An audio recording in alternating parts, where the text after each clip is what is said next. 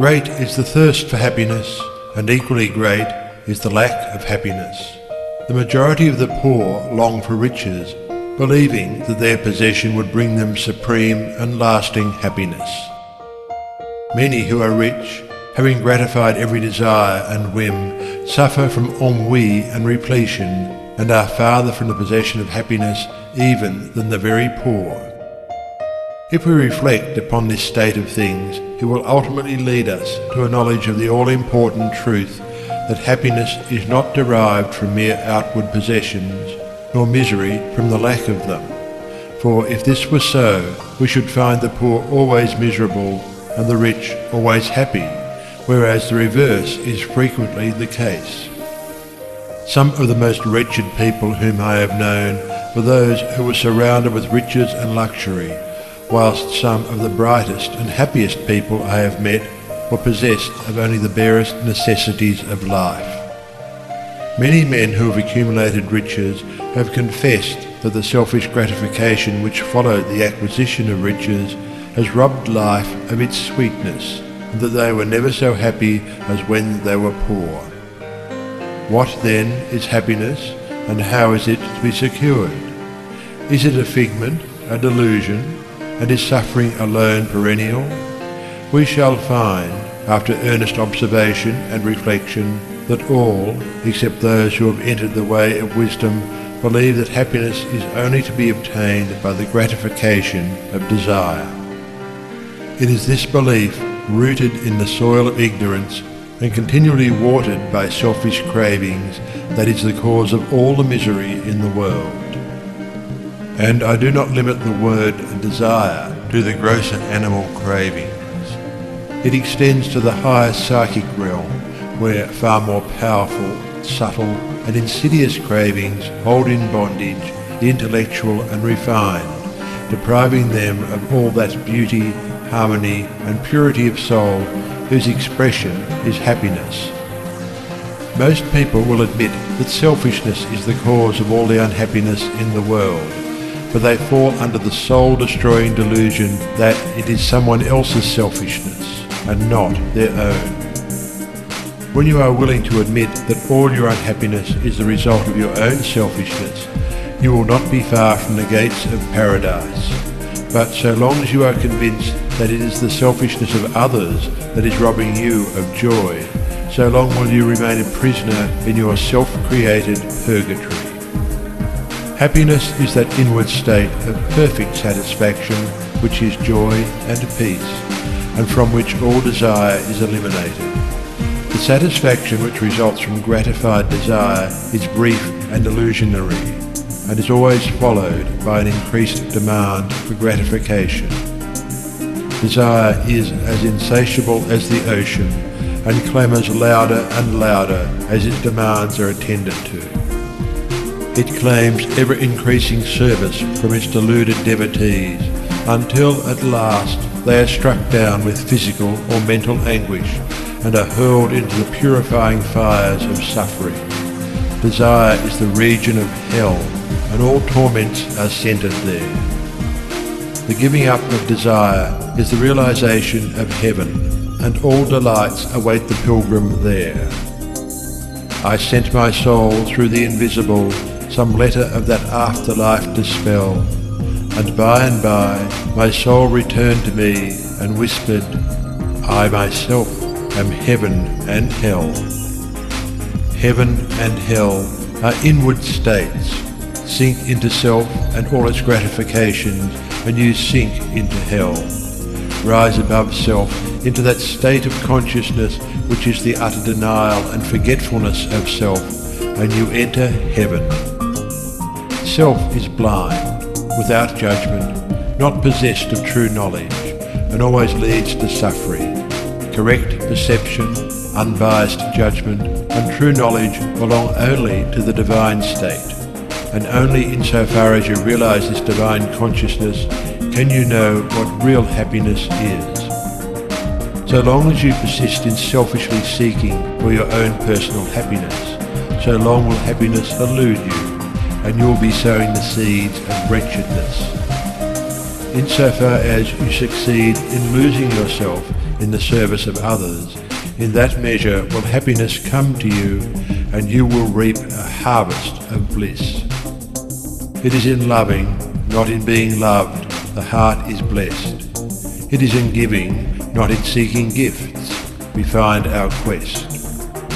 Whatever be thy longing or thy need, that do thou give, so shall thy soul be fed, and thou indeed shalt truly live. Cling to self, and you cling to sorrow. Relinquish self, and you enter into peace. To seek selfishly is not only to lose happiness, but even that which we believe to be the source of happiness. See how the glutton is continually looking about for a new delicacy wherewith to stimulate his deadened appetite, and how, bloated, burdened, and diseased, scarcely any food at last is eaten with pleasure.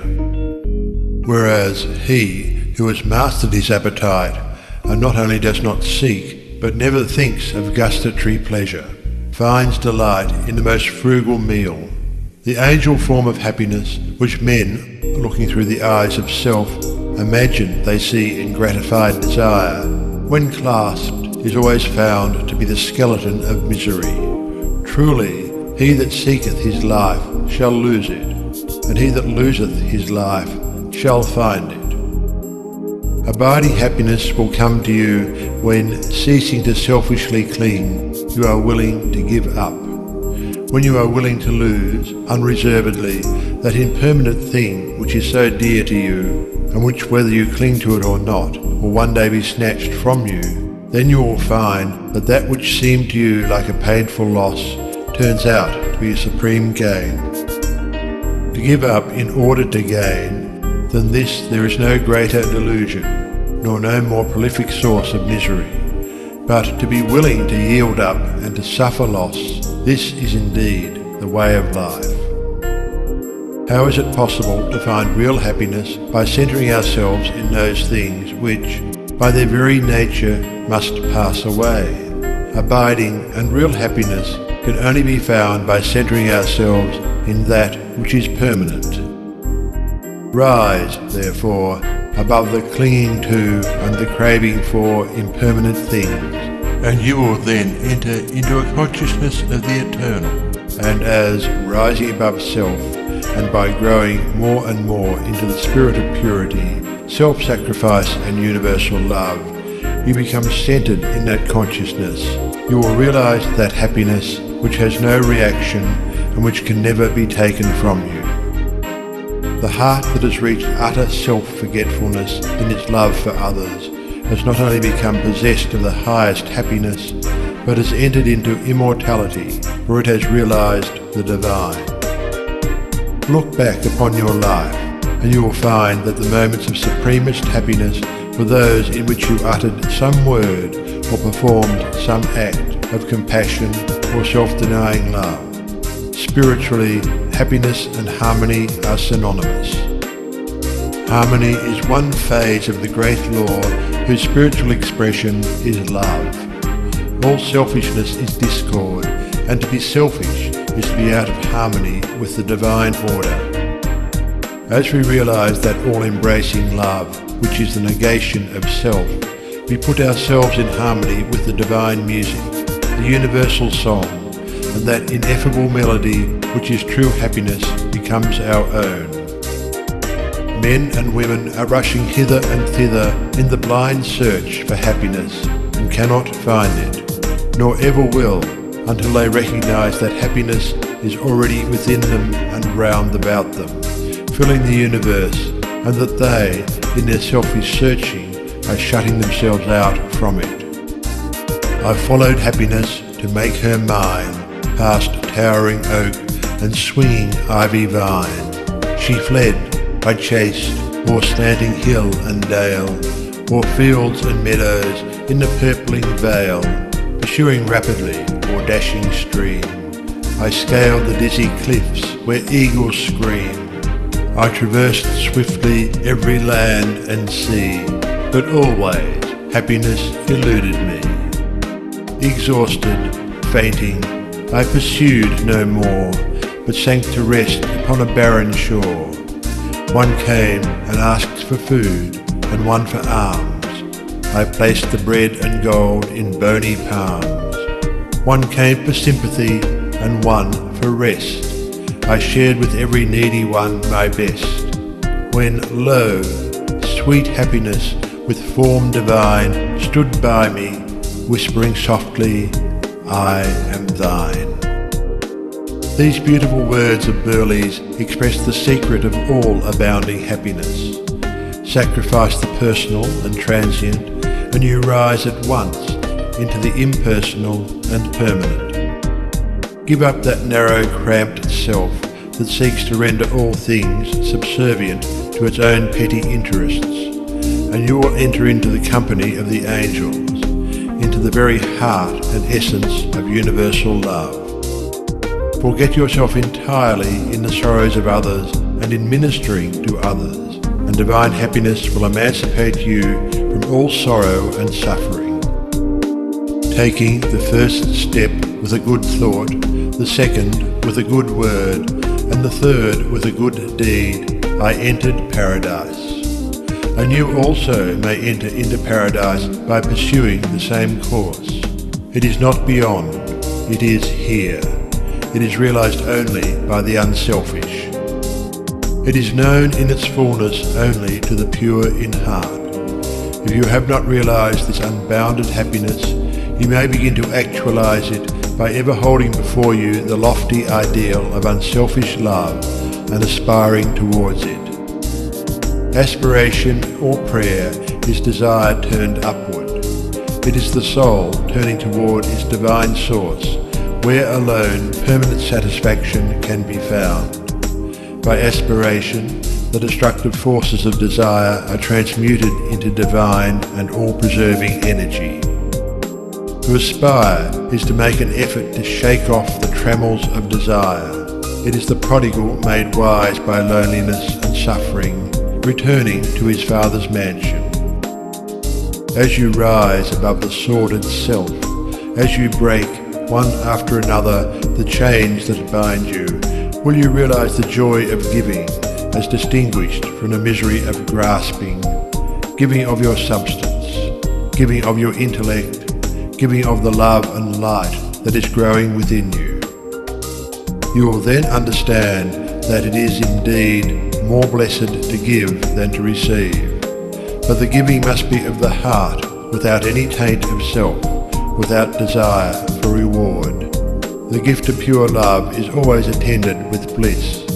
If, after you have given, you are wounded because you are not thanked or flattered, or your name put in the paper, know then that your gift was prompted by vanity and not by love, and that you were giving merely in order to get, were not really giving, but grasping. Lose yourself in the welfare of others. Forget yourself in all that you do. This is the secret of abounding happiness. Ever be on the watch to guard against selfishness, and learn faithfully the divine lessons of inward sacrifice. So shall you climb the highest heights of happiness, and shall remain in the never-clouded sunshine of universal joy, clothed in the shining garment of immortality. Are you searching for the happiness that does not fade away? Are you looking for the joy that lives and leaves no grievous day? Are you panting for the water brooks of love and life and peace?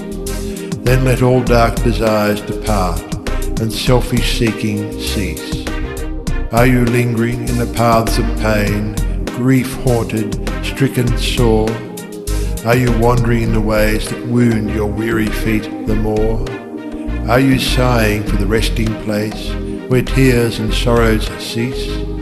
Then sacrifice your selfish heart and find the heart of peace.